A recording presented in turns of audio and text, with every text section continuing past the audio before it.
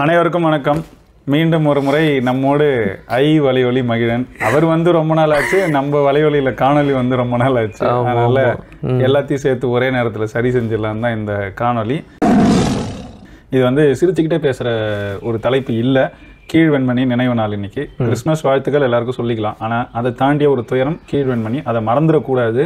அதில் நடந்த வரலாறு பல வாரம் திருச்சி இங்கே பல நூல்கள், பல காணொலிகள், பல தரவுகளை இல்லாமல் வெளியிட்டு இருந்தாங்க. அண்மை காலத்தில் நிறைய சரியான தரவுகளும் நமக்கு கிடைக்க தொடங்கியிருக்கு. அதோட தொடர்ச்சியாக எனக்கு அண்மையில் கிடைத்த ஒரு மிக அருமையான ஆவணம். இது வெளியே ஒரு 6 ஆண்டுகள் தான் ஆகுது. 2018 வெண்மணியோட 50வது கீழ்வெண்மணி படுகொலையோட 50வது ஆண்டை குறிக்கிறது போல ஒரு நினைவு மலர் ஒன்று வெளியிட்டாங்க. யாரு? கம்யூனிஸ்ட் கட்சி, மார்க்சிஸ்ட் கம்யூனிஸ்ட் தீக்கதிர் வெளியிட்டு இருக்கு. அவங்களே தான், அதுதான் ரொம்ப முக்கியம். அவங்களே தான் வெளியிட்டாங்க.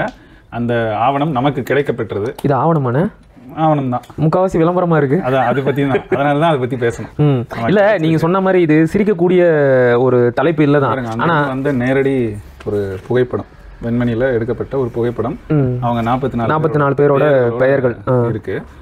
இந்த மாதிரி நிறைய சில சான்றுகளும் இருக்கு. அதாவது பார்ப்பன எதிர்ப்பு பேசியிருந்தாலும், யாரா இருந்தாலும், நமக்கு பிறமொழியாளர் ஆதிக்கத்தை எதிர்த்தாலும், ஒரு பிறமொழியாளராக இருந்தாலும், ஒரு பார்ப்பனராக இருந்தாலும், அந்த மண்ணில் மக்களுக்காக போராடின சீனிவாசராவ் இவரை நம்ம போற்றாம இருக்க முடியாது. அதனால இவருக்கும் நம்மளுடைய வணக்கத்தை தெரிவிச்சுக்கலாம்.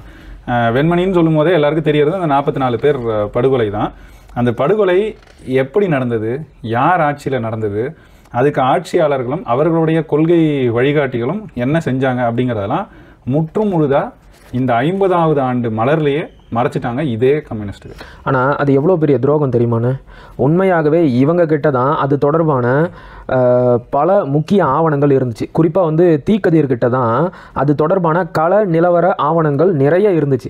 அதையெல்லாம் தொகுத்து அன்றைய சூழ்நிலை எப்படி இருந்துச்சு, அன்றைக்கு ஆளுங்கட்சியாக இருந்த திமுக, இல்லை நீங்கள் சொன்ன மாதிரி அந்த திமுகவிற்கு வழிகாட்டியாக இருந்த ஐயா ஈவேரா, இவங்கெல்லாம் அந்த சம்பவம் குறித்து என்னென்ன நிலைப்பாடுகள் எடுத்தார்கள், என்னென்ன கருத்துக்கள் தெரிவித்தார்கள் அப்படிங்கிறதையெல்லாம் ரொம்ப விரிவாகவே அவங்க பதிவு செஞ்சிருக்க முடியும். ஆனால் இதில் அன்னைக்கு இந்த இதழ் வரும்போதும் சரி, இப்பவும் சரி, சிபிஐயோட மாநில செயலாளர் யாரு? ஐயா முத்தரசன். அந்த முத்தரசன் ஒரு கட்டுரை எழுதியிருக்காரு. சரி, முத்தான கட்டுரை. ஒரு இடத்துல கூட திமுகவே இல்லை, திமுகங்கிற சொல்லே இல்லை, அண்ணாங்கிற முதல்வர் பேர் இல்லை. அதுவும் ஆட்சி அதிகாரிகளை தான் இங்க கொண்டு நிறுத்துறாரு. இல்ல, நீங்க அதெல்லாம் அழுத்தமா சொல்லுங்க. இதெல்லாம் கூட நீங்களும் நல்லா கவனமா கேட்டுக்கணும். ஏன்னா பின்னாடி நாங்க சொல்ல போற செய்தி எந்த அளவிற்கு முக்கியமானது, இவங்க எப்படி அந்த வெண்மணி தியாகிகளுக்கு துரோகம் செஞ்சிருக்கிறாங்க அப்படிங்கறதெல்லாம் உங்களுக்கு போக போக புரியும். முத்தரசன் மாநில செயலாளர், இவ்வளவு ஆண்டுகளா மாநில செயலாளரா இருக்காரு சிபிஐக்கு, இன்னைக்கும் இருக்காரு. இதுல எந்த இடத்துல திமுகன்னு இல்ல, நிலப்பிரபுக்கள்னு திரும்ப இந்த நிலப்பிரபுக்கள் அப்படின்னு கொண்டு பேசுறாங்க. சரி, அவங்களோட கோட்பாடு படி நிலப்பிரபுக்கள், நில உடைமையாளர்களுக்கு எதிரான ஒரு தத்துவத்தை கொண்டவர்கள், அதனால பேசுறாங்க, நம்ம ஏத்துக்குவோம். ஆனா அன்றைக்கு நடந்தது வெறும் நிலப்பிரபுக்களின் ஆதிக்கம் மட்டும் அல்ல. அன்னைக்கு ஆட்சி அதிகாரத்துக்கு, ஏன்னா இவங்களே கொண்டு போய் கொஞ்ச நாள் முன்னாடி, இந்த நிகழ்வு நடக்கிறது கொஞ்ச நாள் முன்னாடி இப்படி நடக்க வாய்ப்பு இருக்குன்னு புகார் கொடுத்தது இருக்கு. அந்த புகாரின் அடிப்படையில் அங்கே அன்னைக்கு முதல்வராக இருந்த அண்ணா எந்த நடவடிக்கையும் எடுக்கலை. அதன் தொடர்ச்சியாக தான் இந்த கலவரம் நடக்குது. கடைசியில் 44 பேர் தீக்கிரையாக்கப்பட்டாங்க. தீக்கிரையாக்கப்படும் போது பட்ட பிறகு இவங்களும் என்ன மாதிரி எதிர்வினைகளை ஆட்டிருக்காங்க, பெரியார் என்னென்ன பேசியிருக்காரு அப்படிங்கிறதுக்கான செய்திகள் 1-2 நம்ம அங்கங்கே பார்த்துருக்கோம். ஆனால் அண்மை காலத்தில் தான் நமக்கு அதுக்கான சான்று, அதாவது விடுதலையிலேயே அவர் என்ன எழுதியிருக்கிறாரு, அவர் பேசின பேச்சோட அவர் வெளியிட்ட அறிக்கை, இது எல்லாமே நமக்கு கிடைக்கப்பெற்ற உடனே தான் இவங்க எவ்வளவு பெரிய துரோகிகள், அதுவும் தமிழினத்துக்குன்னு வரும்போது இவங்க எப்படி அதாவது தமிழர்கள் உயிர்மை நேயவாதிகள்மாங்க. இங்கே அடிப்படை மனித நேயமே இல்லை. பெரியார் மொழிக்கு, அதாவது அவர் ஒரு மொழி பற்றாளர் கிடையாது, இனப்பற்றாளர் கிடையாது, மதப்பற்றாளர் கிடையாது, இருந்ததெல்லாம் மனிதப்பற்று மட்டும் அப்படிம்பாங்க. மானுடப்பற்று, மனிதப்பற்று அப்படிம்பாங்க. உண்மையிலேயே மானுடப்பற்றோ மனிதப்பற்றோ இருந்த யாராவது இந்த 44 பேர் கொல்லப்படும் போது இப்படிப்பட்ட ஒரு நிலைப்பாடை எடுப்பாங்களா, இப்படி பேசுவாங்களான்றது இருக்குல்ல, அதை நினச்சி பார்க்கும்போது, எண்ணி பார்க்கும்போது தான் நமக்கு உண்மையிலேயே இவங்க மேலே ரொம்ப கோபமும் வெறுப்புமே வருது. வெறுப்பெல்லாம் நம்ம தள்ளி வச்சுட்டு என்ன செஞ்சாங்கன்றதை தான் நம்ம ஆழமாக பேச வேண்டியிருக்கு. அதுக்கு தான் முக்கியமாக இந்த காணொலி, அதுவும் இதே நாளில் மக்களை சென்றடையணும்னு நினைக்கிறோம். சரிண்ணா. இப்போ உண்மையாகவே அன்றைக்கு என்ன நடந்தது அப்படிங்கிறத ரொம்ப சுருக்கமாக விளக்கி சொல்லிட முடியுமான்னு எனக்கு தெரியல. ஏன்னா கீழ வெண்மணி சம்பவம் அப்படிங்கிறது ஏதோ இன்னிலிருந்து சரியாக ஒரு 56 ஆண்டுகளுக்கு முன்னாடி கீழத்தஞ்சை மாவட்டத்தில் 1968 டிசம்பர் மாதம் 25ஆம் தேதி தொடங்கி அன்றைக்கே முடிஞ்சு போன ஒரு சம்பவம் கிடையாது. அது வந்து பார்த்திங்கன்னா மிக நீண்ட நெடிய வரலாற்று பின்னணி கொண்ட ஒரு சம்பவம். அதாவது கீழ வெண்மணியை நீங்கள் ஒரு வெடியாக கருதிக்கிட்டீங்க அப்படின்னா அந்த வெடியோட திரி தான் வந்து அந்த நீளமான நிகழ்வுகள். அந்த திரி என்றைக்கோ பற்ற வைக்கப்பட்டுருச்சு, அது அப்படியே எரிஞ்சு வந்து வெடிச்ச நாள் தான் டிசம்பர் 25 1968 ஆண்டு. அதாவது வந்து அன்னைக்கு வந்து ஒருங்கிணைந்த தஞ்சை மாவட்டம்னு சொல்லுவாங்க. இன்றைக்கு இருக்கிற திருவாரூர் மாவட்டம், நாகை மாவட்டம், இது எல்லாமே அந்த ஒருங்கிணைந்த தஞ்சை மாவட்டத்துக்குள்ள உள்ளடக்கமாக இருந்துச்சு. இதில் திருவாரூர் மாவட்டமும் நாகை மாவட்டமும் கீழத்தஞ்சை மாவட்டம் அப்படின்னு சொல்லுவாங்க. இந்த கீழத்தஞ்சை மாவட்டத்தில் நாகை தாலுகாவிற்கு உட்பட்ட ஒரு சின்ன கிராமம் தான் கீழ வெண்மணி. அதில் நடந்த கோர சம்பவம் தான் அந்த 44 பேர் உயிரோடு வைத்து எரித்து கொல்லப்பட்ட சம்பவம். சரி, ஓகே. இந்த கோர நிகழ்வை முன்னின்று நடத்திய அந்த படுபாதகன் கொலைவெறியன் யாருன்னு?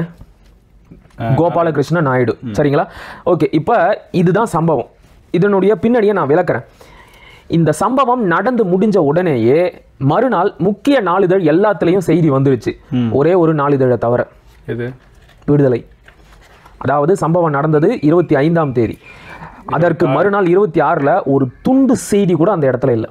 விடுதலையில் எந்த பக்கத்துலையும் உங்களால் ஒரு இடத்துல கூட கீழ வெண்மணி தொடர்பாக ஒரு செய்தியை கூட உங்களால் பார்க்க முடியாது. இதை பற்றி கேட்டதுக்கு என்ன சொல்கிறாங்க அப்படின்னா, அன்றைக்கு இருந்த தகவல் தொடர்பு சாதனங்களை வைத்து தகவல் கிடைக்கிறதுக்கு தாமதமாயிருச்சு, அதனால தான் அதை வச்சு அதையெல்லாம் தொகுத்து ஒரு நாள் கழிச்சு 27ஆம் தேதி நாங்கள் செய்தி வெளியிட்டோம் அப்படிங்கிறாங்க. ரெண்டாவது, சம்பவம் நடந்தது இரவு 11:30 மணிக்கு.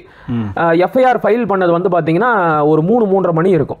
அப்போ பதிவு செய்யப்பட்ட எஃப்ஐஆர் இது எல்லாத்தையும் தொகுத்து எல்லா செய்தியும் கிடைக்கிறதுக்கு எங்களுக்கு ஒரு நாள் ஆயிடுச்சு, அதனால தான் நாங்கள் 27ஆம் தேதி செய்தி வெளியிட்டோம் அப்படின்னு சொன்னாங்க. 27 என்ன செய்தி வெளியிட்டாங்க? அதுதான் ரொம்ப முக்கியம். சரி, ஓகே, நீங்கள் வந்து நாங்கள் ஏற்றுக்கிறோம், அந்த வாதத்தை ஏற்றுக்கிறோம். ஏன்னா அன்றைக்கு இருந்த தொழில்நுட்பம் அவ்வளவுதான். ஃபோன் பண்ணி சொல்லணும், இல்லைனா தந்தியில் அடிக்கணும், என்ன செய்தி அப்படின்னு ஏதோ ஒரு விதத்தில் தாமதமாக தான் உங்களுக்கு செய்தி கிடைக்க பெற்று இருக்கும். ஒரு நாள் கழிச்சு தான் நீங்கள் செய்தியை வெளியிட்டீங்க. எப்படி வெளியிட்டீங்க? ஒரு நாள் கழிச்சு தான்ப்பா செய்தியை வெளியிட்டீங்க. எப்படி வெளியிட்டீங்க? 42 பேர் உயிருடன் தீயில் கருகி மாண்டனர். விவசாய தொழிலாளிகளிடையே மோதல். சொல்லுங்க, மேல சொல்லுங்க. இடது கம்யூனிஸ்டுகள் தாக்குதலை அடுத்து தீ வைப்பு. இது எவ்வளவு அயோக்கியத்தனமான ஒரு தலைப்பு, செய்தி அப்படின்னு பார்க்கிற மக்கள் முடிவு எடுத்துக்கிட்டோம். அதாவது கம்யூனிஸ்டுகள் தாக்குதலை அடுத்து, அதாவது கம்யூனிஸ்டுகள் தாக்குனாங்க, அதனால தீ வைக்கப்பட்டது. 2 விவசாயிகளுக்கு இடையே மோதல் நடந்துச்சு. அதுல ஒரு கூட்டம் வந்து இன்னொரு கூட்டத்தை சேர்ந்த 44 பேரை ஒரே குடிசைக்குள்ள வச்சு எரிச்சு கொலை பண்ணிட்டாங்க. அதுவும் இடது கம்யூனிஸ்டுகள் தாக்குதல்னால எதிர்வினையா இது. இப்ப ஒரே குடிசைன்னு சொன்னேன்ல, அது கூட தப்பு தான். இந்த செய்தியில ஒரு இடத்துல என்ன தெரியுமா சொல்றாங்க? 28 குடிசைகளுக்கு தீ வச்சாங்க, அதுல 42 பேர் செத்து போயிட்டாங்க. எண்ணிக்கையும் தப்பு, செய்தியும் தப்பு. இதில் இன்னொரு கொடுமையும் நான் சொல்லட்டுமான, இதில் என்ன செய்தி அடிப்படையாக சொல்லப்பட்டு இருக்குன்னா, கீழ வெண்மணி விவசாயிகள் கூலி உயர்வு கேட்டு போராடினாங்க. அதை கொடுக்க முடியாது அப்படின்னு சொன்ன பண்ணையார்கள் வேற ஒரு கிராமத்துல இருந்து விவசாய கூலிகளை இறக்கி அறுவடை செஞ்சு முடிச்சிடறாங்க. எங்க ஊர்ல எப்படா நீங்க வந்து அறுவடை செய்யலாம் அப்படின்னு கீழ வெண்மணியை சேர்ந்த விவசாயிகள் வந்து வேலை செஞ்சாங்கல்ல விவசாயிங்க, அவங்கள போய் தாக்கிடுறாங்களாம். தாக்கி மண்டையெல்லாம் உடைச்சிடறாங்களாம். இதன் பிறகு அவங்க எல்லாம் மருத்துவமனையில் அனுமதிக்கப்பட்டுறாங்க. அதன் பிறகு அந்த அடிப்பட்ட விவசாயிகளின் ஆதரவாளர்கள் கையில் துப்பாக்கியுடன் கீழ வெண்மணிக்கு சென்று அங்கே கண்ணில் பட்ட விவசாயிகளை எல்லாம் சுட்டுக் கொன்றார்கள். 28 குடிசைகளுக்கு தீ வைத்தார்கள். அதில் 42 பேர் இறந்து போனார்கள். இப்ப இந்த அடிப்பட்ட விவசாயிகளுக்கு ஆதரவா துப்பாக்கியை தூக்கிட்டு வந்தாங்க அப்படின்னு சொல்றான்ல, அவன் யாரு?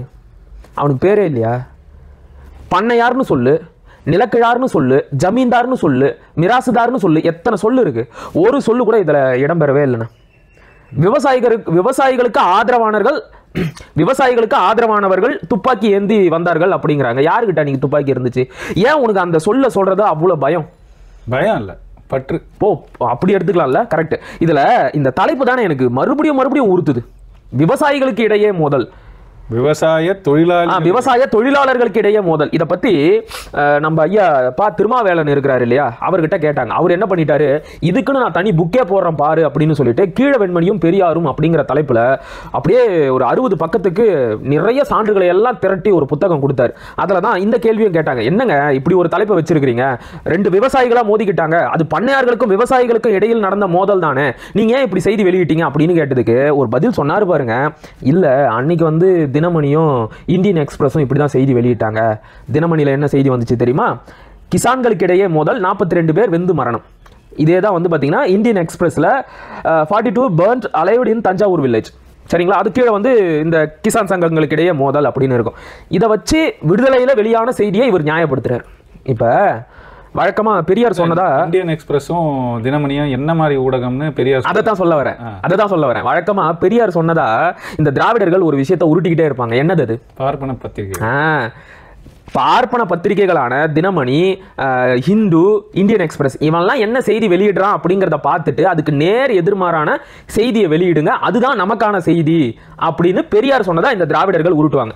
இப்ப பார்ப்பன பத்திரிகையான தினமணியும் இந்தியன் எக்ஸ்பிரஸும் என்ன செய்தி வெளியிட்டாங்களோ அதையே நீங்களும் வெளியிட்டு இருக்கிறீங்களே. இப்ப யார் பார்ப்பனிய அடிமைகள்? பார்ப்பனிய கைக்கூலிகள் யாரு? பண்ணையார்களின் அடிமைகளாக இருந்து சேவகம் செய்தது யாரு? ஆனா இதை கூட விட்டுலான நீ உங்களுக்கு கிடைச்ச தகவல் அடிப்படையில் நீங்க செய்தி வெளியிட்டீங்க அப்படிங்கிறத ஏன் இந்த இடத்துல ஏத்துக்க மறுக்கிறோம் தெரியுமா?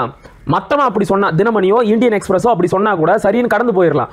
நீங்க வந்து திராவிட விவசாய தொழிலாளர் சங்கம் அப்படிங்கிற ஒரு சங்கத்தை வைத்து தஞ்சை மாவட்டத்தில் விவசாயிகளுக்காக போராட்டம் நடத்திய ஒரு சமுதாய இயக்கம்.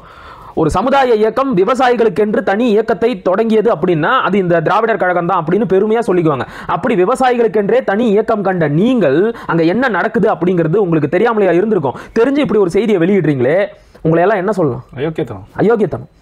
அயோக்கியத்தனம். அது சரி, அவங்களுக்குள்ளேயும் ஒரு குற்ற உணர்வு இருந்திருக்கு. அது ஏன் அப்படிங்கிறது நான் பின்னாடி சொல்றேன். அவங்களாலையும் இந்த செய்தியை முழுசா வெளியிட முடியாது. அது ஏன் அப்படிங்கிறது போக போக தெரியும். இப்ப அடுத்து சில முக்கியமான கேள்விகள் நமக்கு இருக்குன்னு. இந்த சம்பவம் நடைபெறும் போது பெரியார் என்ன செய்து கொண்டிருந்தார்? அவருடைய கண்டன அறிக்கை ஏன் 27ஆம் தேதி நாளிதழில் வரல அப்படின்னா, அவர் வந்து உடல்நிலை சரியில்லாமல் மருத்துவமனையில் அனுமதிக்கப்பட்டு இருந்தார்.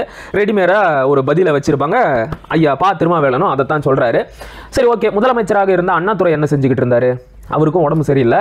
அமெரிக்காவில் போய் ட்ரீட்மெண்ட் எடுத்துக்கிட்டு இங்கே வந்து ஓய்வில் இருந்தார். ஆனால் 25ஆம் தேதி சம்பவம் நடக்குது.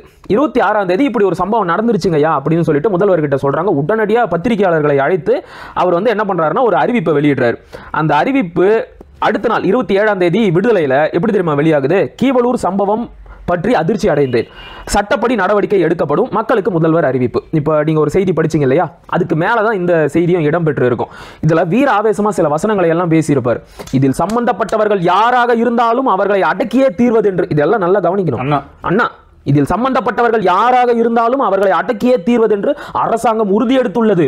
இந்த வேதனையை சொல்வதற்கு எனக்கு வார்த்தைகளே இல்லை. இதையெல்லாம் கவனமா கேட்டுக்கங்க, ஏன்னா பின்னாடி உங்ககிட்ட முக்கியமான நான் கேள்வியை கேட்பேன். சரியா? சோ இப்படி ஒரு அறிவிப்பை வெளியிடுறாரு. மறுநாள் விடுதலையிலையும் இந்த செய்தி வந்துருது. அத்தோட நிக்காம 27ஆம் தேதி மாலையை கோபாலகிருஷ்ண நாயுடுவையும் கைது செஞ்சுறாங்க. அது 27ஆம் தேதி இதழில் ஒரு துண்டு செய்தியா வெளியாச்சு. கோபாலகிருஷ்ணர் கைது செய்யப்பட்டார் அப்படின்னும், அதன் பிறகு கள நிலவரம் எப்படி இருக்கு அப்படின்னு தெரிஞ்சுக்கிறதுக்காக அன்றைக்கு பொதுப்பணித்துறை அமைச்சராக இருந்த ஐயா கருணாநிதி, சட்டத்துறை அமைச்சராக இருந்த ஐயா மாதவன், இவங்க 2 பேரையும் அண்ணா வந்து நேரடியா தஞ்சை மாவட்டத்துக்கு அனுப்பி வச்சுட்டாரு. அவங்க 2 பேரும் அங்க போயிட்டு கள நிலவரம் எப்படி இருக்கு அப்படிங்கறத எல்லாம் பார்த்து ரிப்போர்ட் பண்ணிட்டாங்க. இதுதான் வந்து ஒட்டுமொத்தமா கீழ வெண்மணி தொடர்பாக விடுதலையில் வெளியான செய்தி. இதற்கு அடுத்த நாள் 28/12/1968 தான் பெரியார் வந்து மருத்துவமனையில இருந்து தன்னுடைய நீண்ட நெடிய கண்டன அறிக்கையை வெளியிட்டார். அந்த கண்டன அறிக்கையை பத்தி உங்களுக்கே நல்லா தெரியும். அதனுடைய தலைப்பு வந்து இந்தியாவை ஆள இந்தியர்களுக்கு தகுதி இல்லை. அந்த பெரிய கண்டன அறிக்கையில எந்த ஒரு இடத்துலையும் பண்ணையார் அப்படிங்கிற சொல்லோ, நிலக்கிழார் அப்படிங்கிற சொல்லோ, ஜமீன்தார் அப்படிங்கிற சொல்லோ இடம்பெற்று இருக்கவே இருக்காது. காந்தி இருக்கும், காங்கிரஸ் இருக்கும். அதாவது ஒரு இடத்துல சொல்லுவாரு, காங்கிரஸ் மற்றும் திமுகவை தவிர மற்ற எல்லா கட்சியும் தடை செஞ்சு, குறிப்பா கம்யூனிஸ்ட் அப்படிங்கிற பேர்ல இருக்கிற எந்த கட்சியும் நாட்டில் இருக்கவே கூடாது. அதாவது திமுக காங்கிரஸ் தவிர எந்த கட்சியும் இருக்கக்கூடாது. அப்படியே சமுதாய கட்சிகள் அப்படின்னா என்ன? சமுதாய கட்சிகள்னா திராவிடர் கழகம், அவரை மட்டும் அவர் சேஃப்கார்ட் பண்ணிக்கிறாரு. மாதிரி ஏதாவது இருந்தா அவங்க கிட்ட வந்து இந்த சிக்கல்கள், அதாவது வன்முறையை தூண்ட மாட்டாங்க, அந்த மாதிரி எந்த செயல்பாட்டிலையும் தூண்டி விடுறது போல செயல்பாடுகள், பலாத்கார போராட்டத்தில் ஈடுபட மாட்டார்கள், அந்த மாதிரி உறுதிமொழிகளை வாங்கிட்டு தான் அவங்கள அனுமதிக்கணும். இந்த மாதிரிலாம் ஒரு கடுமையான பிற்போக்குவாதம் அதெல்லாம் இருக்கு. இதுல என்னன்னா, நம்மளை பார்த்து அடிக்கடி சர்வாதிகாரம் பேசுவாங்களே இந்த திராவிட தரப்புல. அந்த அறிக்கையோட 2வது பத்தின்னு நினைக்கிறேன். 2வது பத்தியை தொடங்குறதே என்னன்னா, ஜனநாயக ஆட்சி உள்ளவரை யோக்கியர் மறைந்து போக வேண்டியதுதான், அயோக்கியர்கள் ஆட்டம் போட வேண்டியதுதான். எது? ஜனநாயக ஆட்சி இருக்கும் வரை. இதை விட காமெடியான விஷயத்த சொல்லட்டுமா? ஹிட்லர் பேச்சியா? இதை விட காமெடியான விஷயத்த சொல்லட்டுமா?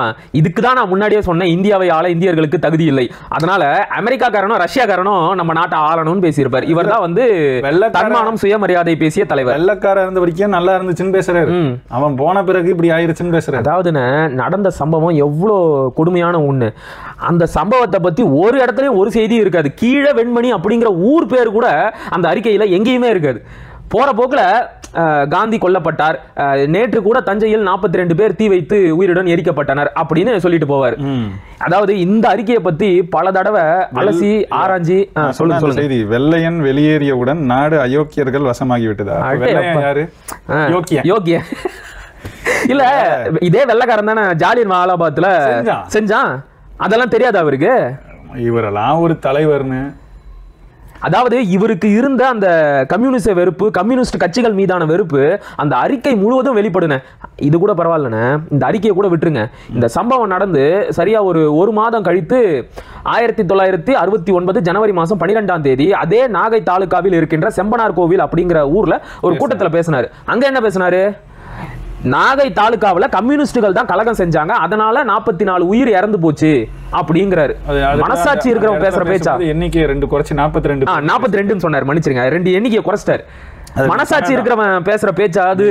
நீங்க அப்படியே சொன்னீங்க. அத நாகை தாலுகாவில் கலகம் செய்ய தூண்டிய கம்யூனிஸ்ட் கட்சி, அதன் காரணமாக 42 பேர் உயிரிழந்தனர். இதான் அவர் சொல்ற. அப்படியே படிக்கிறேன் பேச்சுல இருந்து. எவ்வளவு ஒரு அயோக்கியத்தனமான பேச்சு இதெல்லாம். சரிண்ணே, அதான் நான் முன்னாடியே சொன்ன மாதிரி பெரியாரோட இந்த அறிக்கையை பத்தி பல தடவை அக்கு வேற ஆணி வேற பிரிச்சு மேஞ்சாச்சு. ஒரே ஒரு செய்தி தான் நான் அதுல சொல்றேன். சொல்லுங்க. அந்த செம்மனார் கோயில் பேச்சை வந்து அவங்க விடுதலையில பதிவு செஞ்சதுதான் இப்ப நான் படிக்கிறேன். அதுல இப்படிதான் தொடங்குது. தஞ்சை மாவட்டத்தில் இடதுசாரி கம்யூனிஸ்டுகள் விவசாய மக்களுக்கு நலன் செய்வது போல், அவர்களுக்காக பாடுபடுவது போல், ஏழை எளியவர்களின் வாழ்வை உயர்த்துவது போல் மேடைகளில் பேசுகிறார்கள். உங்கள் கூலியை உயர்த்துவது, வாழ்வை வளமாக்குவது எங்கள் கட்சியே ஆகும் என கூறி விவசாய மக்களை ஏமாற்றி அவர்களை பழிவாங்கி கொண்டு வருகிறார்கள். பலி வாங்கி கொண்டு வருகிறார்கள் பேசுறாரு. நான் சொல்ல வேண்டியதெல்லாம், அந்த பெரியார் யாரு? நீங்க கம்யூனிஸ்டுகள் என்ன பண்றீங்க? நீங்க தான் விவசாயிகளுக்கு நிற்பது போல பேசி அவங்கள பலியாக்கிக்கிட்டு இருக்கீங்க பேசுற அந்த பெரியாரை பத்தி உங்க கீழ் வெண்மணி 50க்கு நீங்க வெளியிட்ட அறிக்கையில. ஏன்னா மக்கள் நல கூட்டணி 2016 எல்லாருக்கும் தெரியும். அது முடிச்சு 17 வரைக்கும் அப்படியே கொஞ்சம் ஓடி கொஞ்சம் கொஞ்சமா பிரிஞ்சு 17ல மொத்தமா திமுக தரப்புக்கு வந்து இந்த 4 கட்சிகள், குறிப்பா விசிக, மதிமுக, 2 கம்யூனிஸ்டுகளும் வந்து சேர்ந்துட்டாங்க.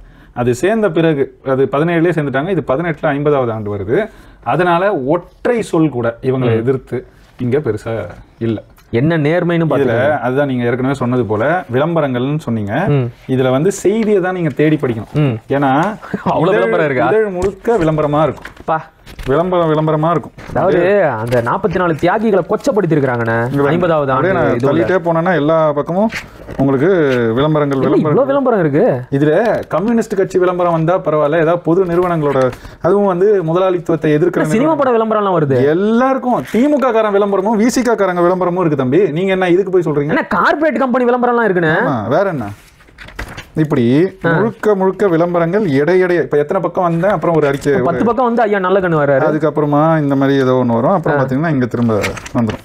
இப்படியே விளம்பரங்கள். இது நான் அனில் சேமியான் அதான் சொல்றேன். இவ்வளவு பக்கங்கள் தாண்டி சும்மா திறக்கிறேன், இங்கேயும் வருது இவ்வளவு பக்கம். அதிமுக விளம்பரம் இருக்குண்ணே. ஆமா, எல்லா கட்சியும் தான் சொன்னேனே, அதிமுகன்னு எல்லாருக்கும் இருக்கும். இவங்கெல்லாம் இதுக்கு உண்மையிலே அவங்கள அசிங்கப்படுத்தாம இதுக்கு 50 ஆண்டுக்கு ஒரு இதழே வெளியிடாம போயிருக்கலாம். இவங்க மலர் வெளியிடலன்னு இப்ப யார் எழுதாங்க? என்ன கொடுமை பாருங்க. நானே ஒரு வேடிக்கையான செய்தி சொல்லட்டா பாருங்க, வந்துகிட்டே பாருங்க. எல்லாம் முக்காவாசி விளம்பரம் தான் இருக்கு. எடையடைய நீங்க செய்தியை தேடணும். இதுல 2 பகுதியா வெளியிட்டிருக்கல, ரெண்டு பாகமா. ஒண்ணு விளம்பரங்கள், இன்னொன்னு செய்தி. நான் செய்தியோட இதை மட்டும் வாங்கி இதுல எப்படி கிழிச்சு போட்டு அதை மட்டும் தைச்சு படிச்சுக்கலாம்னு நினைக்கிறேன். ஏன்னா அது கூட பாத்தீங்கன்னா இன்னொரு பக்கத்துல செய்தி, இன்னொரு பக்கத்துல விளம்பரமா இருக்கேன், அப்படியும் கிழிக்க முடியாது. 15-20 பக்கம் தான் வரும். அப்படி பார்த்தா நமக்கு செய்தி இதுல உருப்படியான ஒரே ஒரு வாங்கின காசுக்கு அழகா ஒரு ஆவணத்தை தயார் பண்ணிருக்கலாம். ஏன்னா அவ்வளவு செய்தி இருக்கு. இப்ப நான் சொல்ல போற செய்தி எல்லாம் இதுல கண்மணிகள்னு இது மட்டும்தான் உருப்படியா இருக்கு. ஓரளவுக்கு இந்த காட்சிகளோட வரைஞ்சு கார்ட்டூனா வரைஞ்சு பண்ணிருப்பாங்க. இதுதான் ஓரளவுக்கு சுமார். மற்ற எல்லாமே கேவலங்கட்ட பகுதிகள், முதுகெலும்பில்லாத பொது உடைமைவாதிகள்ன்றத இவங்களை காமித்துக் கொள்வதற்கான ஒரு ஆவணம் தான் இந்த ஆவணம். நீங்க கடைசியா சொன்னீங்க இல்லையா, நான் இதை பத்தி வருவேன் பின்னாடி. இப்ப நீங்க ஒரு விஷயத்த சுட்டி காட்டினீங்க இல்லையா, பெரியார் வந்து செம்மனார் கோவில்ல இப்படி பேசினாரு அப்படின்னு. அவருடைய அந்த பேச்சு விடுதலையில வெளியாகும் போது அந்த செய்தியோட தலைப்பு என்ன தெரியுமா? அதாவது இந்த இடத்துக்கு அது சம்மந்தம் இல்லை தான், இருந்தாலும் பரவாயில்ல, இது வரைக்கும் தெரியாத செய்தி மக்களும் தெரிஞ்சுக்கிட்டோம், நீங்களும் தெரிஞ்சுக்கங்க. அந்த செய்தியின் தலைப்பு திமுகவை அனைத்திந்திய கட்சியாக மாற்ற வேண்டும். இல்லை, எனக்கு புரியல. பெரியார் வந்து சாகர வரைக்கும் தனித்தமிழ்நாடு கேட்டு போராடிய தலைவர் அப்படின்னு பெருமையா பேசுறாங்க. திமுகவை அனைத்து இந்திய கட்சியா மாத்துறதுல உங்களுக்கு என்ன அக்கறை? என்ன அக்கறை? இதுல அனைத்து இந்திய அண்ணா திமுகன்னு அவங்க பேர் மாத்தினதை பத்தி அது வந்து பெரியாருக்கு பிறகுதான் நடக்குதுன்னு நினைக்கிறேன் அந்த செய்தி. ஆனா அதுக்கு அதிமுகவை கடுமையா விமர்சிப்பாங்க. அதாவது பயந்தாங்கோலி முதுகெலும்பு இல்லை எம்ஜிஆருக்கு, அதனால தான் அனைத்து இந்திய அண்ணா திமுகன்னு மாத்தினாருன்னா பேசுவாங்க. ஆனா உங்க தலைவர் இது அதிமுக நடக்கிறதுக்கு முன்னாடியே உங்க கட்சியை அகில இந்திய கட்சியா மாத்துங்க அப்படின்னு பெரியார் சிபாரிசு பண்றாரு. அகில இந்தியாவை பற்றி உங்களுக்கு என்ன சார் கவலை? நீங்க தான் தனித்தமிழ்நாடு கேட்டு போராடுற ஆளாச்சே. சரி, ஓகேண்ணா, இப்ப நான் விஷயத்துக்கு வரேன். முக்கியமான விஷயத்த நான் இப்ப சொல்லி ஆகணும். இப்ப பெரிய அண்ணாவிற்கு 26ஆம் தேதி செய்தி தெரிவிக்கப்பட்டது. உடனே பத்திரிகையாளர்களை அழைத்து ஒரு அறிவிப்பை வெளியிட்டார். அது மறுநாள் விடுதலையில வெளியாச்சுன்னு சொன்னேன் இல்லையா? நான் கேட்கிறேன், இந்த விஷயம் அறிஞர் அண்ணாவுக்கு முன்கூட்டியே தெரியவே தெரியாதா? தெரியும். நீங்களே தொடக்கத்திலே சொல்லிட்டீங்க, இப்படி ஒரு சம்பவம் நடக்க போகுதுன்னு முன்கூட்டியே கம்யூனிஸ்ட் கட்சி தலைவர்கள் அண்ணாவிற்கு தெரியப்படுத்தினாங்க. புகார் இல்லை, கடிதம் எழுதுனாங்க. ஆனால் அவர் எந்த ஒரு நடவடிக்கையும் எடுக்கலை அப்படிங்கிறாங்க. எல்லா புத்தகத்திலையும் நான் பார்க்குறேன், ஒரு 2-3 வரி தான் இருக்குது. கோ வீரையன் எழுதிய புத்தகத்தில் மட்டும்தான் அது விரிவாக பதிவு செய்யப்பட்டிருக்கு. நான் அதையெல்லாம் நம்பலை. நான் நேரடியாக தீக்கதிரையே தோண்டி எடுத்துட்டேன், பழைய தீக்கதிரை. அதாவது இந்த சம்பவம் நடக்கிறதுக்கு சரியாக 20 நாளைக்கு முன்னாடினே 5/12/1968 அன்றைய நாகை மாவட்ட கீழ தஞ்சை மாவட்ட கம்யூனிஸ்ட் கட்சியின் செயலாளராக இருந்த தோழர் மீனாட்சி சுந்தரம் அவர்கள் முதலமைச்சருக்கு ஒரு கடிதம் எழுதியிருக்கிறார். என்னைக்கு? 5ஆம் தேதி. இது நடக்கிறது 25ஆம் தேதி. அந்த கடிதத்தின் தலைப்பு என்ன தெரியுமா? தஞ்சை மிராசுதார்களின் அட்டகாசம் தொடர்கின்றன. முதலமைச்சருக்கு தோழர் மீனாட்சி சுந்தரம் கடிதம். சரிங்களாண்ணே? ஓகே. இப்போ அந்த கடிதத்தில் இருந்து ஒரு சில பகுதிகளை மட்டும் நான் உங்களுக்கு படித்து காட்ட போகிறேன். கவனமாக கேளுங்க. 4/12/1968, அதாவது இந்த கடிதம் எழுதுவதற்கு ஒரு நாளைக்கு முன்னாடி நடந்த சம்பவத்தை சுட்டி காட்டுறாரு மீனாட்சி சுந்தரம்.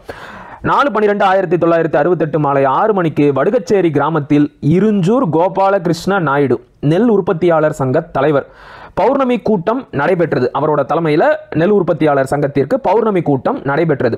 இரவு 10:30 மணிக்கு 29 பேர்களுடன் பயங்கர ஆயுதங்களுடன் சேரிக்குள் புகுந்து வீடுகளில் இருந்த சொத்துக்கள் அனைத்தையும் கொள்ளையடித்தனர். சுமார் 11 ஆடுகள், 50 கோழிகள், செம்பு பாத்திரங்கள், பவுன் நகைகள், பணம், நெல், அரிசி அனைத்தையும் எடுத்துக்கொண்டதுடன் வீரப்பன் மகன் ரத்தினம் மண்டை உடைக்கப்பட்டது. படுகாயத்துடன் அவரை தூக்கி சென்று விட்டார்கள். அன்னாருக்கு சிகிச்சை அளிக்கப்படவில்லை. அன்னாருன்னா அந்த படுகாயம் அடைஞ்சவருக்கு சிகிச்சை கொடுக்கல. இது வந்து அந்த கடிதத்தில் ஒரு குறிப்பிட்ட இடம். இதுல யாரோட பேர் வந்துச்சு? அதே இருஞ்சூர் கோபாலகிருஷ்ண நாயுடுவோட பேரு வந்திருக்கு. ரைட்டு. அடுத்த ஒரு விஷயம் படிக்கிறேன், ரொம்ப அதிர்ச்சியா இருக்கும். கீழ வெண்மணி தெருவில் உள்ள, இதுவும் அதே கடிதத்தில் தான் இருக்கு. கீழ வெண்மணி தெருவில் உள்ள அரிஜனங்கள் அனைவரும் 2 தினங்களுக்குள் காங்கிரஸ் கட்சியில் சேராவிட்டால் வீடுகள் அனைத்தும் தீ வைத்து அழிக்கப் போவதாக மிரட்டி பயமுறுத்தி வருகிறார்கள். இந்த கடிதம் எழுதப்பட்டது சரியா கீழ வெண்மணி சம்பவம் நடக்கிறதுக்கு 20 நாட்களுக்கு முன்னாடி. அதில் கோபாலகிருஷ்ண நாயுடு ஏற்கனவே கீழ வெண்மணிக்கு முன்னாடியே வடுகச்சேரி அப்படிங்கிற கிராமத்துக்குள்ள அடியாட்களோட போய் அந்த இருந்த பயங்கர ஆயுதங்களோட போய் அங்க இருந்த அரிஜனங்களோட வீடுகளை எல்லாம் அடிச்சு நொறுக்கி அங்க இருக்கிற சொத்துக்களை எல்லாம் கொள்ளையடிச்சிருக்காங்க. அவங்க கிட்ட என்ன இருக்க போகுது? அதையெல்லாம் கொள்ளையடிச்சிருக்கிறான். பத்தாததுக்கு கீழ வெண்மணிக்கே போயிட்டு என்ன சொல்லியிருக்கிறான்? மரியாதையா செங்கொடி இயக்கத்துல இருந்து விலகி எல்லாரும் காங்கிரஸ் கட்சியில சேருங்க, இல்லைன்னா ஊரை கொளுத்திடுவேன் அப்படின்னு மிரட்டிட்டு போயிருக்கிறான். இது அப்படியே குறிப்பிட்டு, இது இல்லாமல் நிறைய பெண்களை மானபங்கப்படுத்தினாங்க, இன்னும் சில கலவர நிகழ்ச்சிகள் எல்லாம் அந்த நீண்ட நெடிய கடிதத்தில் இருக்கு. அதெல்லாம் வந்து குறிப்பிட்ட நேர விரயமாகும் அப்படிங்கிறதுனால நான் தவிர்க்கிறேன். முக்கியமான விஷயம் இதானே, அதனால இதை மட்டும் நான் சுட்டி காட்டுறேன். அப்போ ஏற்கனவே இப்படி ஒரு சம்பவம் செய்ய போறான் அப்படின்னு அண்ணாவுக்கு கடிதம் எழுதிட்டாங்க. அப்புறம் 26ஆம் தேதி ஒன்றும் தெரியாத புள்ள மாதிரி இந்த சம்பவத்தில் தொடர்புடைய அனைவரையும் அடக்கியே தீர்வது என்று அரசாங்கம் உறுதி எடுத்துள்ளது அப்படிங்கிறீங்க. ஏன் சார், உங்களுக்கு தான் முன்னாடியே தெரியும்ல, உங்களுக்கு தான் கடிதம் எழுதிட்டாங்கல்ல, அன்னைக்கு நடவடிக்கை எடுக்க வேண்டியது தானே? இதை கேட்டா இதுக்கும் கேவலமாக ஒரு முட்டு கொடுக்குறாங்க. என்ன தெரியுமா? அது அன்னைக்கு வந்து அண்ணாவுக்கு உடம்பு சரியில்லை, அவர் அலுவலகத்துக்கு கூட போகலை, அதனால வந்த கடிதத்தை பார்க்காம கூட இருந்திருப்பாரு, இதெல்லாம் ஒரு பெரிய தப்பா அப்படின்னு ரொம்ப சாதாரணமாக முட்டு கொடுக்குறானுங்க. சரி, ஓகே, கடிதத்தை பார்க்க மாட்டாரு, ஆனால் நியூஸ் பேப்பர் படிப்பார்ல, சூப்பர். இப்போ இந்த கடிதம் எழுதினார் தெரியுமா? இந்த கடிதத்தை அப்படியே முழுமையாக 15/12/1968 வெளியான தீக்கதிரில் வெளியிட்டாங்க. அதாவது சம்பவம் நடக்கிறதுக்கு 10 நாளைக்கு முன்னாடி, 20 நாளைக்கு முன்னாடி மடல் அனுப்பப்பட்டு 10 நாள்ல மறுபடியும் ஆமா சரியா ரெண்டுக்கும் நடுவுல அந்த கடிதமும் அனுப்பப்பட்டது. இங்க பாருங்க, இதான் அந்த கடிதம். தீக்கதிரில் அந்த கடிதத்தை வெளியிட்டு இருக்கிறாங்க. அப்ப கடிதமும் அனுப்பிட்டாங்க, எல்லாரும் படிக்கிற செய்தித்தாள்லையும் வந்துருச்சு. அப்பயும் நீங்க பார்க்கல. முன்னாடியே இப்படி ஒருத்தன் கொளுத்த போறான்ற செய்தியை ஒருத்தன் சொல்லியும் நீ தடுக்காம இருக்கிறனா, நீ எல்லாம் என்னதான் முதலமைச்சர் பதவியில இருந்து பண்ணிக்கிட்டு இருந்த? என்ன பண்ணிட்டு இருந்த? அப்புறம் வந்து வீரவசனம் பேசுற, இதில் சம்பந்தப்பட்டவர்கள் யாராக இருந்தாலும் விட மாட்டேன். என்ன கிழிச்ச?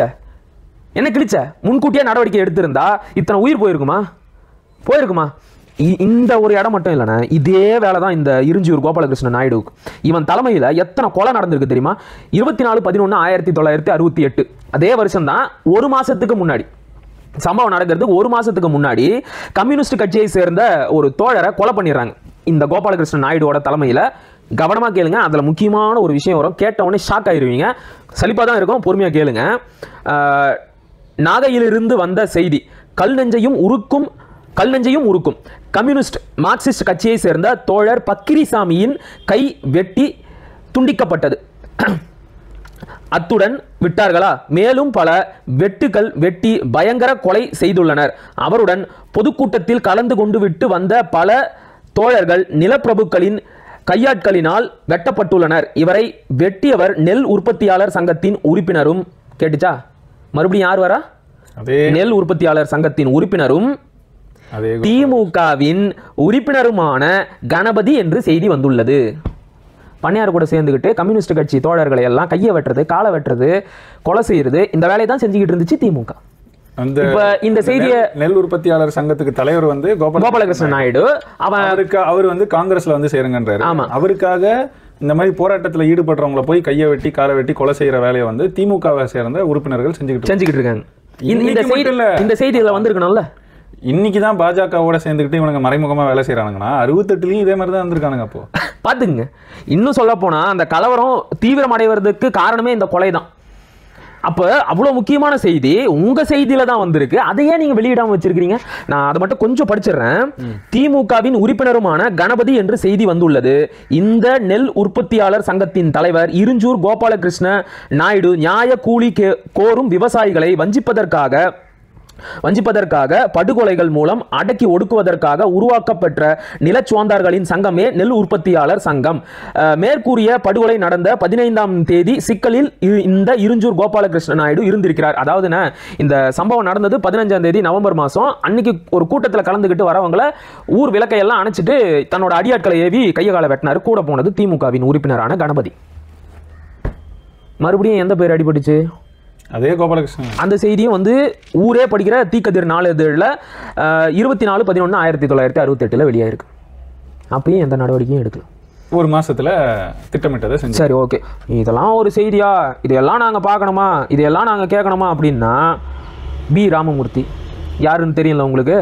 இந்திய கம்யூனிஸ்ட் கட்சியின் பொலிட் பியூரோ உறுப்பினர், அன்றைக்கு நாடாளுமன்ற உறுப்பினராகவே இருந்தார். அவர் அண்ணாவுக்கு ஒரு கோரிக்கை வச்சார். எதுக்கு தெரியுமா? நீதி விசாரணை செய்க. எது தொடர்பாக அப்படின்னா, தஞ்சை மாவட்டத்தில் பண்ணையார் கூட சேர்ந்துக்கிட்டு போலீஸ்காரனுங்களும் அடியாட்களும் விவசாய மக்களை அடிச்சு தாக்கி மண்டையை உடைக்கிறாங்க. தயவு செஞ்சு இது தொடர்பா நீதி விசாரணை செய்யுங்க. தேவையில்லாம விவசாயிகள் மேல பழிய போடுறாங்க, அவங்க தான் கலவரத்தை தூண்டிட்டாங்க அப்படின்னு.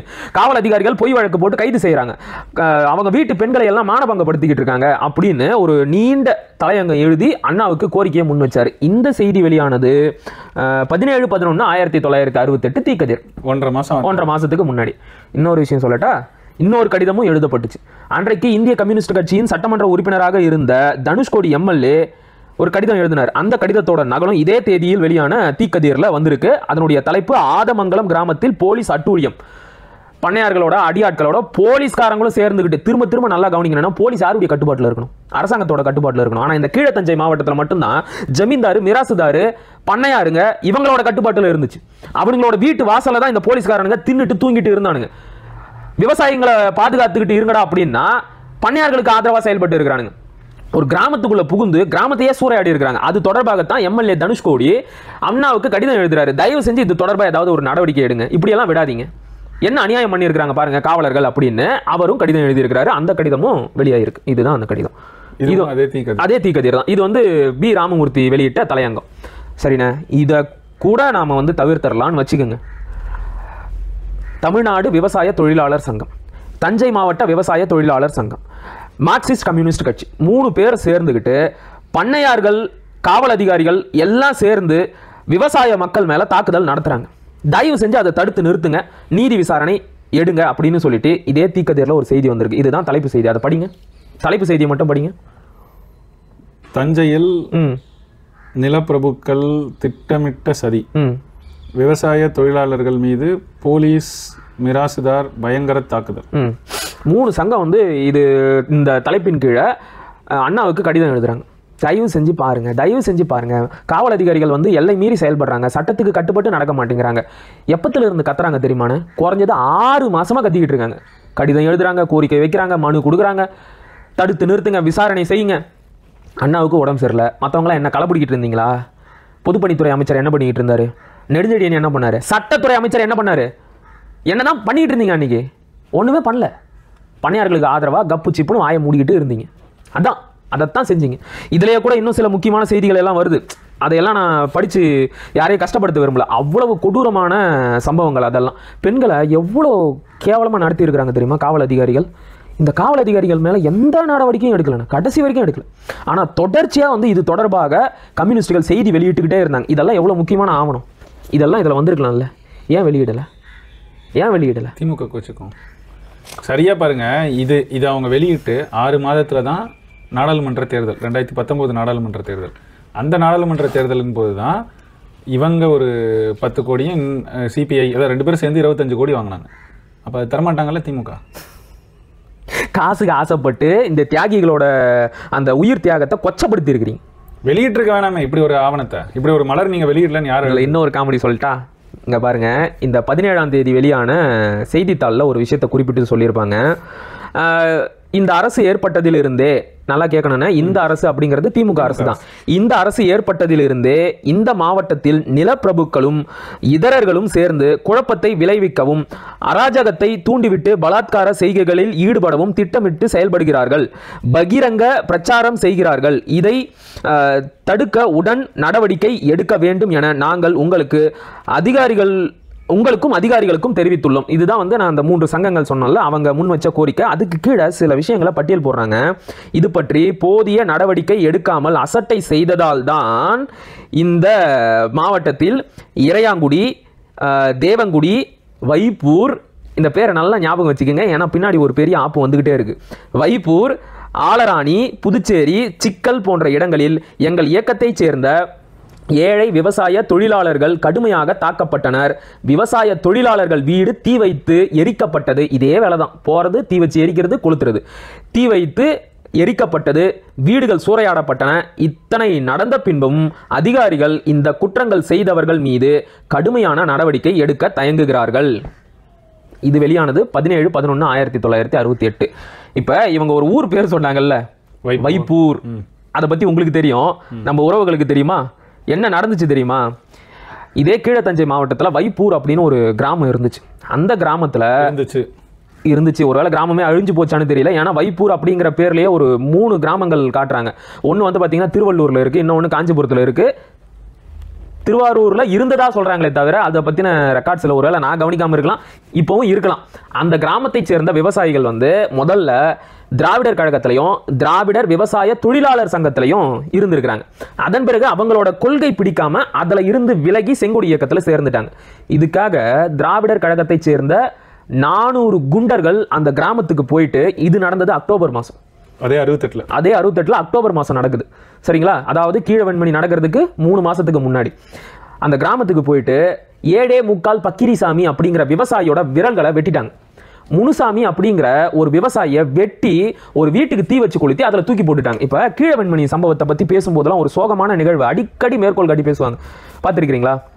அந்த குடிசை, கரெக்டாக சொன்னீங்க, அந்த குடிசை எரிஞ்சுக்கிட்டு இருக்கும்போது உள்ள இருந்த ஒரு அம்மா தன்னுடைய கை குழந்தையாவது பொழைச்சிக்கிட்டோம் அப்படின்னு சொல்லிட்டு ஜன்னல் வழியாக தூக்கி வெளியே எரிஞ்சாங்க. உடனே அங்கே வெளியே நின்றுகிட்டு இருந்த கோபாலகிருஷ்ண நாயுடோட அடியாட்கள் என்ன செஞ்சாங்க? அந்த குழந்தை அருவாளில் வெட்டி தூக்கி மறுபடியும் தீயில போட்டாங்க. இந்த வேலையை முதல்ல செஞ்சது தீகா தான். வைப்பூர்ல ஒரு வீட்டை தீ வச்சு கொளுத்தி விட்டு முனுசாமி அப்படிங்கிற விவசாயியை வெட்டி அந்த வீட்டுக்குள்ள தூக்கி எரிஞ்சிருக்காங்க. இது எல்லாத்தையும் விட இன்னொரு கொடுமை சொல்லட்டுமான, வைப்பூர்ல இப்படி ஒரு கலவரத்தை திராவிடர் கழகம் செய்ய போகுது அப்படின்னு அந்த மாவட்டத்தோட டெபுட்டி சூப்பர்டென்ட் போலீஸுகிட்டயே கம்யூனிஸ்ட் கட்சி வந்து புகார் கொடுத்துருச்சு. ஐயா இப்படி கலவரத்துக்கு திட்டம் போடுறாங்க, தயவு செஞ்சு வந்து தடுத்து நிறுத்துங்க அப்படின்னு. அதுக்கும் எந்த நடவடிக்கையும் எடுக்கல. சரி, கலவரம் நடந்து முடிஞ்சதுக்கு அப்புறமாவது அவங்க மேல எந்த நடவடிக்கையாவது எடுத்துக்கணும்ல, அதையும் செய்யல. சரி, இவங்க தான் செய்யல. இவங்களுக்கு எல்லாம் தலைவராக இருந்தா ஐயா பெரியாராவது இதை கண்டிச்சாரா எதிர்த்தாரா அப்படின்னா அவரும் எதுவும் செய்யல. எத்தனை கொலை காந்தி மேல தப்பு. 44 உயிர் போச்சு நம்ம பேசிக்கிட்டு இருக்கோம். 48ல இறந்த காந்தி தான் 68 நடந்த கீழவன்மணிக்கு காரணம். 44 உயிர் போச்சுன்னு பேசுறோம்ல, குறைஞ்சது 150 உயிர்கள் வந்து பலி வாங்கப்பட்டுச்சு இந்த பண்ணையார்களால அந்த 1.5 வருஷத்துல. வீட்டுல வச்சு எரிக்கப்பட்டது 44. அதுக்கு முன்னாடியே சுட்டுட்டு தானே வராரு. சுட்டுக்கிட்டு வரானுங்க, வீடு புகுந்து கொள்ளையடிக்கிறானுங்க, காவல்துறை அதிகாரிகளோட தாக்குதல்ல இறந்தது, திராவிடர் கழக குண்டர்களால் வெட்டி வீசப்பட்டது. இந்த எண்ணிக்கையெல்லாம் சேர்த்தா குறைஞ்சது 150 பேர் வராங்க. இதெல்லாம் தீக்கதிரில இருந்து நான் எடுத்து ஆகணும். இதுல இருக்கு வெக்கப்பட வேணாம் கம்யூனிஸ்டுங்க. இத்தனைக்கு இது இந்த தலைப்புல தீக்கதிர்னு வேற போட்டு வச்சிருக்காங்க. இப்போ இந்த வரலாறை ஏன்னா இத்தனை நாளாக மறைச்சு வச்சிருந்தாங்க? சிறப்பு மலர் அது. சிறப்பு மலர். இப்போ என்னோட ஒரு கேள்விக்கு நானே போகிற போக்கில் பதில் சொல்லிட்டேன், நீங்களும் அதை சரியாக சொன்னீங்க. அண்ணா வந்து வீர வசனம் பேசினாரு, இதில் சம்பந்தப்பட்டவர்கள் மீது நடவடிக்கை எடுத்தே தீர்வது என்று அரசாங்கம் உறுதி எடுத்துள்ளது அப்படின்னாரு. ஆனால் முன்கூட்டியே தெரிஞ்சு எந்த நடவடிக்கையும் எடுக்கல. இப்போ நான் அடுத்த கேள்வி கேட்குறேன். இப்போ உங்கள் மாநிலத்தில் ஏதோ ஒரு மிகப்பெரிய அசம்பாவிதம் நடந்துருச்சுண்ணே, சரியா? அப்படிப்பட்ட ஒரு அசம்பாவிதம் நடந்த பிறகும் நீங்கள் வந்து புரோட்டோகால்ஸை மதிக்கணும் அப்படின்னு ஏதாச்சும் ரூல்ஸ் இருக்கா? அசம்பாவிதம் நடந்த பிறகுனா முதல் அதை கையாளுறதுல தான் கவனம் இருக்கணும். ஸ்டேட்லேயே ரொம்ப சோகமான நிகழ்வு ஒன்று நடந்துருச்சு. இப்போ பிரதமரோ இல்லைனா மத்திய அமைச்சரோ யாரோ வராங்க, நீங்கள் என்ன பண்ணுவீங்க? என்ன பண்ணுவீங்க சொல்லு, பரவாயில்ல சொல்லுங்க. இல்லை, அவங்க எதுக்காக வராங்கன்றது இருக்கு. அவங்க வரதை பொறுத்து அவங்களுக்கு தேவையான அந்த புரோட்டோகாலை ஃபாலோ பண்ணலாம், அதில் ஒன்றும் தப்பு இல்லை. ஆனால் என்ன நடந்திருக்குங்கிறத மனசில் வச்சுக்கிட்டு அதை எப்படி கையாளுறோங்கிறத பார்த்துக்கணும். இவர் என்ன சொன்னார் 27ஆம் தேதி அறிவிப்பு வெளியிடும்போது? இந்த கொடுமையான செயலை விவரிப்பதற்கு என்னிடம் வார்த்தைகளே இல்லை அப்படின்னு சொன்னார்ல. அன்னைக்கு மறுநாள் என்ன தெரியுமா நடந்துச்சு? 28ஆம் தேதி மத்திய அமைச்சர் கரண் சிங் குடும்பத்தினர் முதலமைச்சர் அண்ணா இல்லத்தில் சிற்றுண்டி உபச்சாரம். 44 பேர் செத்து போயிருக்கிறான். அதுக்கு முடிஞ்சது அண்ணாவில் உடம்பு சரியில்லாமல் இருல. அதனால வந்து வீட்டில் இருந்து மத்திய அமைச்சர் கரண் சிங்கோட சிற்றுண்டி உபச்சாரத்தில் இருந்திருக்கிறார். ஓ சரி சரி சரி, ஓகேண்ணே. இதில் இன்னொரு கொடுமை என்ன தெரியுமா? அதை நீங்கள் தான் படிக்க போகிறீங்க. இந்த சம்பவம் நடந்தது 25, 26ஆம் தேதி எந்த செய்தியும் வரல. ஒரு நாள் கழித்து தப்பான செய்தி வெளியிட்டுச்சு விடுதலை. 28ஆம் தேதி பெரியாரோட அந்த நீண்ட நெடிய வன்மம் முடிச்ச அறிக்கை வெளியாச்சு. 29ஆம் தேதி விடுதலையில் தலைப்பு செய்தியாக என்ன வந்துச்சு? என்ன வந்திருக்குன்னு நீங்கள் எதிர்பார்க்குறீங்க? ஏன்னா இவங்க திராவிட விவசாய தொழிலாளர் சங்கம் வச்சுருந்தவங்க. இவ்வளோ பெரிய சம்பவம் நடந்திருக்கு தொழிலாளிகளுக்கு எதிராக. என்ன செஞ்சுருப்பாங்க, என்ன நடந்திருக்குன்னு நீங்கள் நினைக்கிறீங்க? இந்த செத்தவங்களுக்கு நியாயம் கேட்பது போல ஏதோ ஒரு செயல்பாடு களத்தில் என்ன நடந்துகிட்டு இருக்கு, இது தொடர்பாக காவல் அதிகாரிகள் என்னென்னா விசாரணை நடத்திக்கிட்டு இருக்காங்க அப்படிங்கிறத தெரிவிக்கணும்ல. இதான் தலைப்பு செய்தி, அப்படியே படிங்க. சந்திர உலகமே வியந்து பாராட்டும் அற்புத சாதனை. சந்திரனை சுற்றிவிட்டு பூமி திரும்பி வந்தனர். குறித்த நேரத்தில் குறித்த இடத்தில் இறங்கிய அமெரிக்க வீரர்களின் அருந்திரன். அன்னைக்கு நிலாவில் இறங்குறதுக்கு முன்னாடி அப்போலோ 10 நினைக்கிறேன், நிலவோட சுற்றுவட்ட பாதைக்கு போயிட்டு வெற்றிகரமாக திரும்பி வந்துட்டாங்க. பயங்கரமான அறிவியல் தலைவர். ஆமாம், அது வந்து விடுதலையோட தலைப்பு செய்தி, ரொம்ப முக்கியம். ஏன் இது ஒரு 4வது பக்கத்தில் வெளியிட்ட ஆகாதா? 44 பேர் செத்து போயிருக்கிறான். நாங்கள் தான் வந்து விவசாயிகளுக்கு என்றே தனி இயக்கம் கண்ட சமுதாய இயக்கம்னு பெருமை பேச தெரியுதுல்ல. செத்து போன விவசாயிகள் தொடர்பாக அடுத்த கட்ட நடவடிக்கைகள் என்ன நடந்திருக்கு, சட்ட நடவடிக்கைகள் என்ன எடுக்கப்பட்டிருக்கு அப்படிங்கிறத எல்லாம் மக்களுக்கு சொல்லணும்ல. குறைஞ்சபட்சம் உங்கள் தொண்டர்களுக்கு சொல்லணும்ல. அதை விட்டுட்டு எங்கேயோ இருக்கிற அமெரிக்காக்காரன் நிலாவுக்கு போகிறதுக்கு அப்போலோ 11 நிலவோட சுற்றுவட்ட பாதைக்கு அனுப்பிச்சா அது ஒரு பெரிய செய்தியாக வெளியிட்டு இருக்குது. சரியா, இது இருக்கு. சரி, இதில் கீழ்வன்மணி பற்றி எதுவுமே இல்லை. ஒன்றுமே கிடையாது. 29ஆம் தேதி பேப்பர் இல்லைண்ணே, 29லையும் இல்லை 30லையும் இல்லை. அப்போ எந்த லட்சணத்தில் இவங்க எல்லாம் வந்து அந்த சம்பவம் தொடர்பாக நிலைப்பாடு எடுத்திருக்கிறாங்க அப்படின்னு பாருங்க. மனித பற்று கொண்ட தலைவர். இதை பற்றி பேசுறதுக்கு எதுவும் இல்லை. பல முக்கிய ஆவணங்களை, இதுவரைக்கும் மறைக்கப்பட்ட ஆவணங்களை, கம்யூனிஸ்ட் கட்சிகளே வெளியிட தயங்கிய ஆவணங்களை எல்லாம் நாம் வெளியிட்டு இருக்கிறோம்.